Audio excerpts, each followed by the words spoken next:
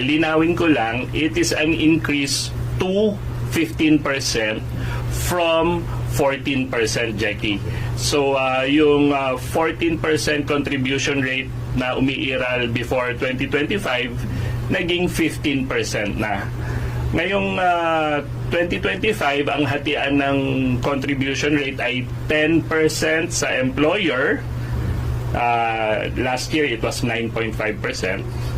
At 5% to the employee. Last year, it was 4.5%. For a total of 15%. Yes, ito ay bahagi ng reforma na nakapaloob sa Republic Act 11199. Hanapin po natin ang Section 4A9 ng batas na yon at makikita natin doon yung schedule ng contribution rate and monthly salary credit increases from 2019 to 2025, Jackie. So, batas po to?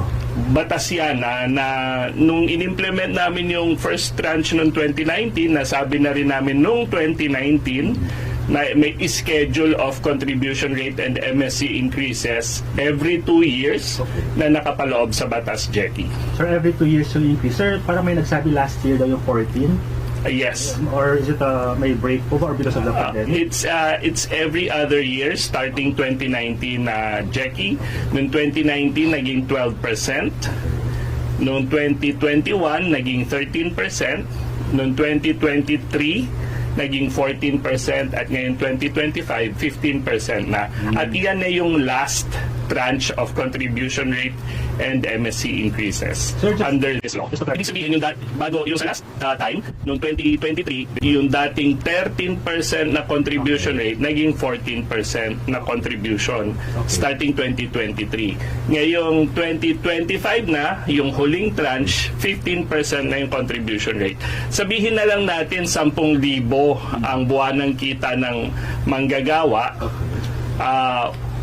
Sa 15% na hatian, 1,000 pesos babayaran ng employer, 500 pesos yung ibabayad ng empleyado. Yun yung 15% of the 10,000 eh. So 1,500 ang 15% ng 10,000, 1,000 ibabayad na employer, yung employee kakaltasan ng 500 sa kanyang kita para panghulog sa SSS. Okay, so basically sir, from what I understand, maliit lang na madagdag kasi 40 na last year. Right? Correct. Oo, 1 percentage point. Right. 1 percentage point yung increase from 14% naging 15%. Parang inusog na lang natin